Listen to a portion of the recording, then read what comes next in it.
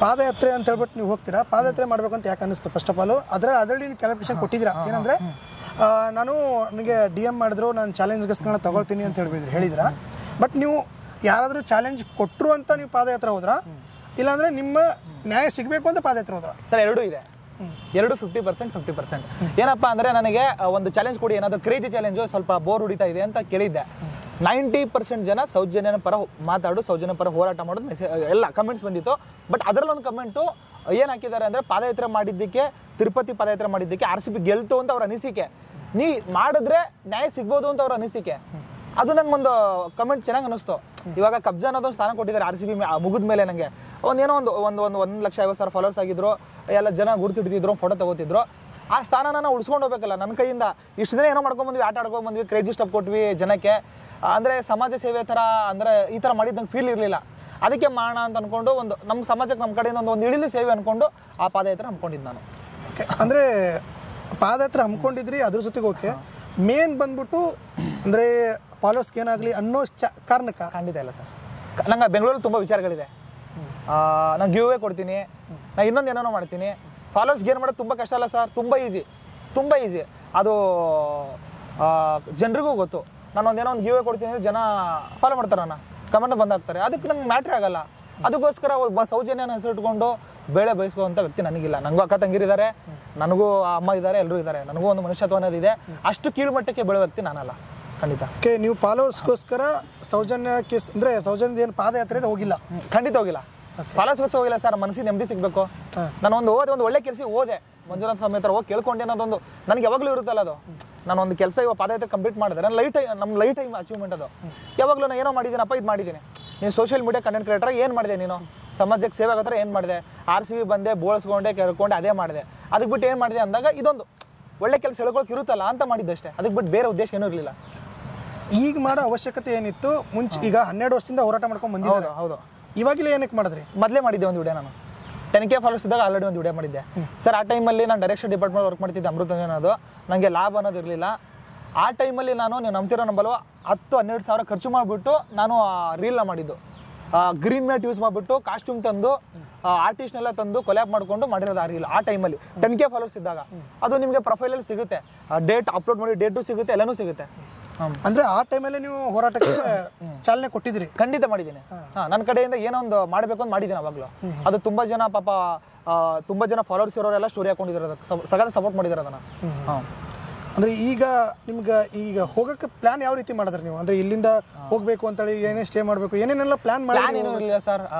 Open ಆಗಿ ಬಿಡ್ತೀನಿ, plan ಅನ್ನೋದು ಏನಿರಲಿಲ್ಲ. ಸೇಫ್ಟಿ ಮೆಜರ್ಸ್ ಸ್ವಲ್ಪ ನೋಡ್ಕೊಂಡಿದ್ವಿ. ತುಂಬ ಜನ ಹೇಳ್ತಿದ್ರು, ಸರಿ ಇಲ್ಲ, ನೋಡ್ಕೊಂಡು ಮಾಡಿ ಹೋಗು, ಜನ ಸರಿ ಇರಲ್ಲ, ಉಜಿರೆ ದಾಟ್ ಮೇಲೆಲ್ಲ ಅವ್ರ ಜನ ಈ ಥರ ಅಂತ ಟಾಕ್ಸ್ ಬರ್ತಾ ಇತ್ತು.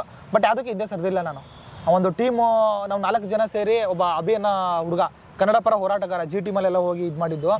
ಅವನೊಬ್ಬ ನನಗೆ ಒಂದು ಇದು ಸಖತ್ ಹುಡುಗ. ಅವನು ಏನೇ ಇರಲಿ ಬಾ ನಾನು ನೋಡ್ಕೊಳ್ಳೋಣ ಅನ್ನೋ ಥರ ಹುಡುಗ ಅವನೊಬ್ಬ. ಮತ್ತು ನಮ್ಮ ಜೊತೆ 1-2 ಜನ ಫ್ರೆಂಡ್ಸ್ ಬಂದರು. ಟೋಟಲಿ ಏನು ನೋಡೋಣ, ಅದು ಏನಾಗುತ್ತೆ ನೋಡ್ಕೊಳ್ಳೋಣ ಅಂತ ಮೂವ್ ಆದ್ವಿ. ಜನ ಹಂಗೆ ಬಂದು 15 ಜನ ಟೀಮ್ ಬಿಲ್ಡ್ ಆಯಿತು. ಈಗ ಬೆಂಗಳೂರಿಂದ ಎಷ್ಟು ಜನ ಬಿಟ್ಟಿದ್ರಿ? ಇಲ್ಲಿಂದ 4 ಜನ. ಬೆಂಗಳೂರಿಂದ ಬಿಟ್ಟವ್ರು 4 ಜನ. ಓಕೆ, ಹೋಗ್ತಾ 15 ಜನ ಆದ್ವಿ. 15 ಜನದಲ್ಲಿ ಮತ್ತೆ 3 ಜನ ಕಟ್ಟಾದ್ರು. ನಂಗೆ ನಡೆಯೋಕ್ಕಾಗ್ತಿಲ್ಲ, ಜೋಶಲ್ಲಿ ಬಂದ್ಬಿಟ್ರು ಪಾಪ, ನಡಿತೀವಿ ಅಂತೇಳಿ. ಅದಾದ್ಮೇಲೆ ಕಾಲು ನೋವು ಅನ್ಕೊಂಡ್ಬಿಟ್ಟು ಬೇಡ ಆಗಲ್ಲ ಅಂತ ಕಟ್ ಮಾಡ್ಬಿಟ್ರು. ಪರವಾಗಿಲ್ಲ ಬಿಡಿ, ಯಾಕೆ ಹೋಗಿ ಅಂತ ಆದ್ವಿ. Okay, end of the day 11 ಜನ ಇದ್ವಿ ನಾವು. 11 ಜನ ಇದ್ರಿ.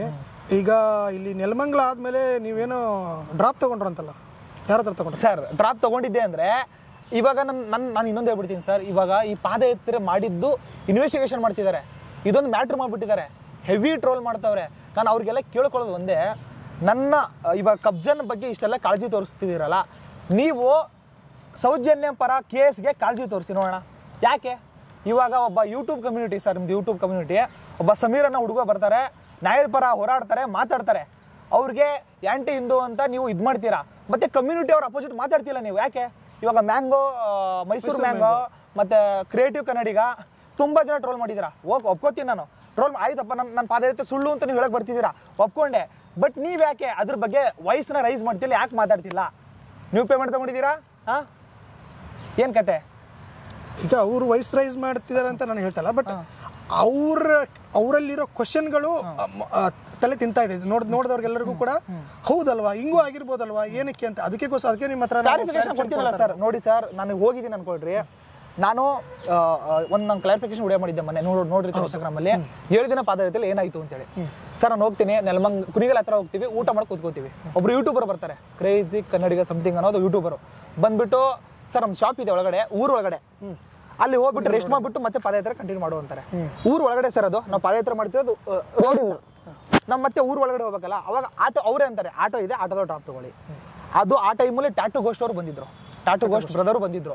ಈ ವಿಷಯನ ಬೇಕಾದ್ರೆ ನಾನು ಕಾಲ್ ಮಾಡ್ಬಿಟ್ಟು ಅವ್ರಿಗೂ ಕ್ಲಾರಿಫಿಕೇಶನ್ ಕೊಡ್ತೀನಿ ಬೇಕಾದ್ರೆ. ನಾವು ಯಾವುದೇ ರೀತಿ ನೀವು ಆಟೋದಲ್ಲಿ ಹೋಗಿರೋದು ಆಟೋ ಕನ್ನಡ ನೋಡಿದ್ದಾರೆ. ಹೋಗೋ ಟೈಮಲ್ಲಿ ಗಾಡಿ ಸೈಡ್ ಹಾಕ್ಬಿಟ್ಟು ಬಂದ್ರು, ಬ್ರೋ ಈ ತರ ಅವ್ರದ್ದು ಪಾಪ ಶಾಪ್ ಇದೆ ಅಂತ ರೆಸ್ಟ್ ಮಾಡಕ್ ಹೋಗಿ. ಹೌದಾ, ನಿಮ್ಮ ಜೊತೆ 1 ಕಿಲೋಮೀಟರ್ 2 ಕಿಲೋಮೀಟರ್ ವಾಕ್ ಮಾಡ್ಬೇಕು, ನಾನು ಒಳ್ಳೆ ಕೆಲಸ ಹೊಂದಿದ್ದೀರಾ ಅಂದ್ರು. ಸರಿ ಬ್ರೋ ಬನ್ನಿ, ಬೇಡಪ್ಪ ಅಲ್ಲ ಅವ್ರು ಶಾಪಿಗೆ ಹೋಗೋದು ಬೇಡ ಅಂತ ಅಲ್ಲೇ ಹಿಡಿದ್ಬಿಟ್ಟು, ಸರ್ ದಯವಿಟ್ಟು ಬೇಜಾರಾಗಬೇಡಿ, ನಾನು ನಂಬರ್ ತಗೊಳ್ಳಿ, ನಾನು ಬರೋ ಟೈಮಲ್ಲಿ ಬರ್ತೀನಿ ಅಂತ ಅವ್ರಿಗೆ ಹೇಳಿ ಇವ್ರ ಜೊತೆ ನಾನು ಹೋದೆ. ಅಂದ್ರೆ ನೀವು ಹೋಗ್ಲಿಲ್ಲ ಆಟೋದಲ್ಲಿ? ಹೋಗಿಲ್ಲ, ಅಲ್ಲಲ್ಲ ಪಾಸ್ ಆಗ್ತಿದ್ವಿ ಸರ್. ಅವಾಗ ಅವ್ರು ಬಂದ್ಬಿಟ್ಟು ಮಾತಾಡಿದಾಗ ಆಟೋ ನಾನು ನೆಕ್ಸ್ಟ್ ಟೈಮ್ ಇಳಿದ್ಬಿಟ್ಟು ಅವ್ರ ಜೊತೆ ಮತ್ತೆ ವಾಕ್ ಕಂಟಿನ್ಯೂ ಮಾಡಿದ್ವಿ. ಓಕೆ, ಆ ಟೈಮಲ್ಲಿ ಇದ್ರ ಹತ್ರನೇ ಯಾರೋ ಇನ್ನೊಬ್ರು ಯೂಟ್ಯೂಬರ್ ನಿಮ್ಮ ಜೊತೆ ಜಾಯ್ನ್ ಆಗ್ತೀನಿ ಅಂತ ಬಂದಿದ್ರಂತಲ್ಲ? ಯಾರು ಸರ್ ಯೂಟ್ಯೂಬರಾ? ಖಂಡಿತ ಅವರು ಬೆಂಗಳೂರಿಂದ ಬಂದಿದ್ರು, ಅಲ್ಲೇ ವೇಟ್ ಮಾಡಿ ನಿಮ್ಮನ್ನ ಕೇಳಿದ್ರಂತೆ, ನೀವು ಡೈರೆಕ್ಟ್ ಆಗಿ ಧರ್ಮಸ್ಥಳಕ್ಕೆ ಬರಕ್ಕೆ ಹೇಳಿದ್ರು. ಸರ್ ನಾನಂತೂ ಮಾಡಿಲ್ಲ ಸರ್. ಅವ್ರಿಗೆ ಇವಾಗ ನನ್ನ ಕಾಂಟ್ಯಾಕ್ಟ್ ನಂಬರ್ ಯಾರಿಗೂ ಶೇರೇ ಮಾಡಿಲ್ಲ. ಆಕ್ಚುಲಿ ನಾನು ನಮ್ಮ ಟೀಮ್ ಅವ್ರು ಯಾರೋ ಒಬ್ರು ಮಾತಾಡಿರ್ಬೇಕು, ಆ ವಿಷಯ ನನ್ನ ಒಬ್ಬರು ಬರಲೇ ಇಲ್ಲ. ಇನ್ ಕೇಸ್ ಅನ್ನೋವರೆಗೂ ಬಂದಿತ್ತು ಅಂದ್ರೆ ನೀವು ಕಾಲ್ ಮಾಡಿ ಹೇಳಿದ್ರಂತೆ? ಇಲ್ಲ, ಖಂಡಿತ ಇಲ್ಲ ಸರ್, ಸುಳ್ಳಿದು. ನಾನು ಹೇಳಿದ್ದ ಅಂದ್ರೆ ಅವ್ರ ಕಾಲು ಹಿಡ್ಕೊಂಡ್ಬಿಡ್ತೀನಿ ನಾನು, ಅವರು ಕರೆಸಿ ನೀವು ಬೇಕಾದ್ರೆ ಕಾಲು ಹಿಡ್ಕೊಂಡ್ಬಿಡ್ತೀನಿ ನಾನು ಹೇಳಿದ್ದ ಅಂದ್ರೆ. ಇದನ್ನ ನೋಡಿದಾಗ ಏನ್ ಅನ್ಸುತ್ತೆ ಅಂದ್ರೆ ಹೇಳ್ತೀನಿ ನಾನೀಗ, ಅಂದ್ರೆ ನಿಮ್ದೊಂದು ಟೀಮ್ ಆಗಿದೆ, ನಿಮ್ಮ ಟೀಮ್ ಅವ್ರು ಅಷ್ಟೇ ಹೋಗ್ಬೇಕು, ಅದ್ರಲ್ಲಿ ಬೇರೆಯವ್ರು ಯಾರೋ ಬಂದರೂ ಕೂಡ ನಿಮ್ಮಲ್ಲಿರೋ ಏನೋ ಮಾಡಬೇಕು ಅಂತ ಪ್ಲಾನ್ ಮಾಡಿದಿರಾ, ಅದು ಲೀಕ್ ಆಗುತ್ತೆ. ಇಲ್ಲ, ಕುಣಿಗಲ್ ಆದ್ಮೇಲೆ ಒಬ್ರು ಬಂದು ಜಾಯ್ನ್ ಆಗ್ತಾರಲ್ಲ ಸರ್, ದಾರಿಲಿ ಹೋಗ್ತಾ ಇರ್ತೀವಿ, ಬಂದು ಜಾಯ್ನ್ ಆಗ್ತಾರೆ. ಅವರು ತುಂಬ ಇದ್ರವ್ರಿಗೂ ಇರ್ತಾರೆ, ಧರ್ಮಸ್ಥಳವ್ರಿಗೂ ಇರ್ತಾರೆ? ಬರ್ತಾರೆ. ಓಕೆ, ಅದು ಏನು ನಾವು ಇದು ಮಾಡ್ಕೊಂಡ್ವಾ? ಇಲ್ಲ ಜನ ಜಾಸ್ತಿ ಇದಾರೆ ಬೇಡ ಅಂತ ಕಳಿಸಿದವ್ರಿಗೆ ಇಲ್ಲ. ಅದಾದ್ಮೇಲೆ ಕುಣಿಗಲ್ ಆದ್ಮೇಲೆ ಹಾಸನಲ್ಲಿ ಒಬ್ರು ಬಂದು ಜಾಯ್ನ್ ಆಗ್ತಾರೆ, ಬಂದು ಜಾಯ್ನ್ ಆಗಿದ್ದಾರೆ.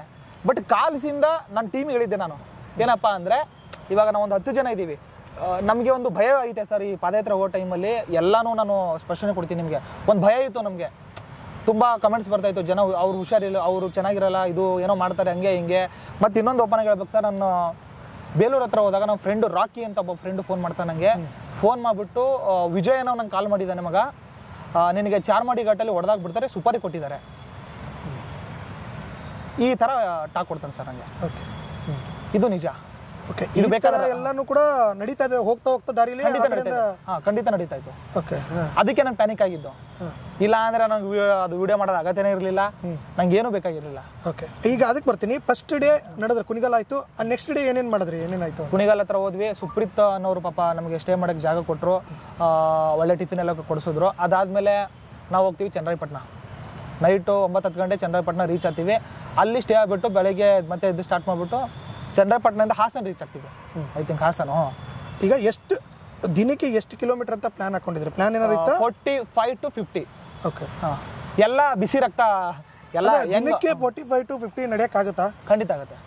ಓಕೆ, ಈಗ ಒಂದು ಕೆಲಸ ಮಾಡಿ ಲೈವ್ ನಮ್ಮ ಜೊತೆ ಬಂದ್ಬಿಡಿ ಸರ್, ಒಂದ್ಸಲ ನೋಡೋಣ. 50 ಕಿಲೋಮೀಟರ್ ನಡೀತಾನೋ ನಡೆಯಲ್ವೋ ಈ ಕಬ್ಜನ್ ಕೈಯಿಂದ ಆಗುತ್ತೆ?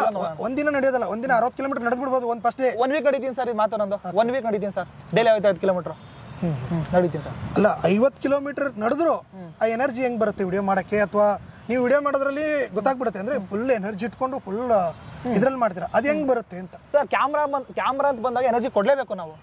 ನಾವೀಗ ನಂಗೆ ನಡೆದೈತೆ ಸುಸ್ತಾಗೈತೆ ಅಂತ ಹೇಳೆಲ್ಲ ನಾನು ಮಾಡೋ ಟೈಮಲ್ಲಿ ಬೆವರೆಲ್ಲ ಒರೆಸ್ಕೊಂಡೇ ಮಾಡೋದು ನಾನು. ಅದು ನನ್ನ ಅಲ್ಲೇ ಇದು ಮಾಡಲಿ ಅದೇ ತೋರಿಸ್ಕೊಂಡಿಲ್ಲ ಅಂತ ಹೇಳ್ತಾ ಇದ್ರ? ಎಷ್ಟೇ ಕಷ್ಟ ಇದ್ರು ಏನೇ ಎನರ್ಜಿ ಬೇಕು ನಾನು ಕೊಡ್ತೀನಿ ಆಡಿಯನ್ಸ್ಗೆ. ಅದು ನಡ್ಕೊಂಡು ಹೋಗಿದ್ದೆ ನಿಜ ಅಲ್ಲ ಸರ್. ನಂದು ಊರ್ ಜನ ಎಲ್ಲ ನೋಡ್ತಾ ಇದ್ದಾರೆ. ಇವಾಗ ನಾನು ಎಲ್ಲಿಂದ ಬಿಟ್ಟ ಅಲ್ಲಿಂದ ಊರ್ ಜನ ನೋಡ್ತಾ ಇದ್ದಾರೆ. ಸುಳ್ಳೆ ಆಗಿದ್ರೆ ಎಲ್ಲ ಪ್ರತಿಯೊಬ್ಬರು ಊರವರು ಒಂದು ಕ್ಲಿಪ್ ತಗೊಳ್ಳೋರು ಹಾಕೋರು.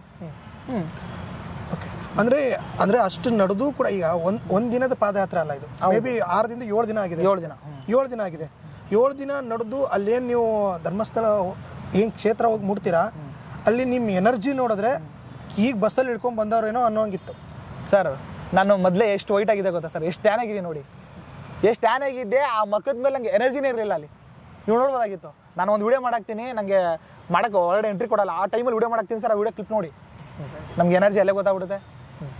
ಈಗ ನಿಮಗೆ ಯಾರೋ ಫಾಲೋ ಮಾಡ್ತಾ ಇದಾರಂದ್ರಿ, ಇದು ಯಾವಾಗ ಆಗಿದ್ದು? ರಾತ್ರಿ ಆಗಿದ್ದ ಬೆಳಿಗ್ಗೆ ಆಗಿದ್ದ? ಸರ್ ಇದಕ್ಕೆ ಕ್ಲಾರಿಫಿಕೇಶನ್ ಕೊಡ್ಬೇಕು ನಾನು. ಬೇಲೂರು ಆದ್ಮೇಲೆ ನಂಗೊಂದು ರಾಕಿ ಅನ್ನೋ ಹುಡುಗ ಕಾಲ್ ಮಾಡ್ತಾನೆ ಅಂತಂದೆ. ನಾನು ನಮ್ಮ ಟೀಮ್ನ ಕರ್ಕೊಂಬಂದು ಕುಣಿಸ್ಕೋತೀನಿ, ಮಗ ಈ ಥರ ಕಾಲ್ ಬಂದಿದೆ ನನಗೆ, ನನ್ನ ಜೊತೆ ಏನಾಗುತ್ತೆ ಗೊತ್ತಿಲ್ಲ, ನನ್ನ ಜೊತೆ ನೀವು ಬರ್ತೀರಾ ಮುಂದಕ್ಕೆ ಅಂದಾಗ ಎಲ್ಲರೂ ಬರ್ತೀವಿ ಅಂದರು.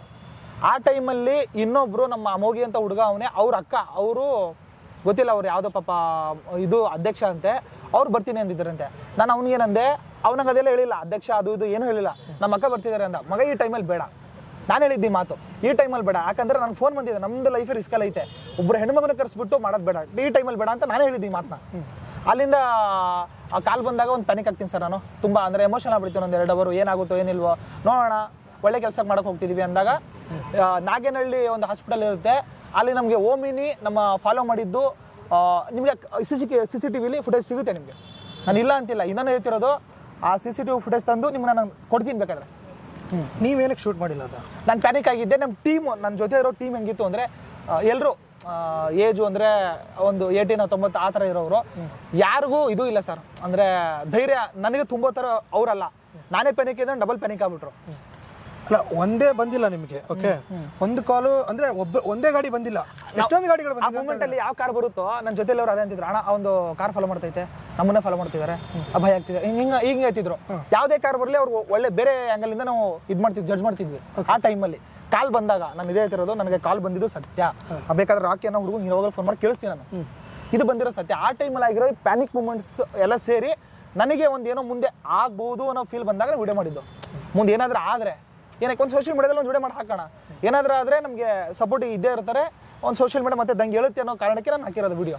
ಈಗ ನಿಮ್ದು ನಿಜಾನೇ ಆಗಿರ್ಬೋದು, ನನ್ನ ಸುಳ್ಳು ಅಂತ ಹೇಳ್ತಲ್ಲ, ನಿಜಾನೇ ಆಗಿರ್ಬೋದು, ಬಟ್ ಅದ್ರ ಇಷ್ಟೊಂದೆಲ್ಲ ವಿಡಿಯೋಗಳನ್ನ ಮಾಡ್ತಾ ಇದ್ದೀರಾ, ಬಟ್ ಅದ್ರದ್ದು ಒಂದು ಕ್ಲಿಪ್ಗಳು ಬರಲಿಲ್ಲ. ಅದೇ ಹೇಳ್ತಿಲ್ಲ ಸರ್, ಆ ಟೈಮಲ್ಲಿ ಪ್ಯಾನಿಕ್ ಆಗಿದ್ದೆ ನಾನು ಅದನ್ನೇ ಹೇಳ್ತಿದ್ದೆ ನಿಮಗೆ. CCTV ಫುಟೇಜಲ್ಲಿ ಸಿಗುತ್ತೆ, ಅದು ಸಿಗುತ್ತೆ. ನಾಗೇನಹಳ್ಳಿ ಬೇಲೂರು ಅವರೇ ಅಂತ ನಿಮ್ಗೆ ಹೆಂಗೆ ಗೊತ್ತಾಗುತ್ತೆ? ಯಾವುದೋ ನಾರ್ಮಲ್ ಪಾಸ್ ಆಗ್ತಿರ್ಬೋದಲ್ಲ?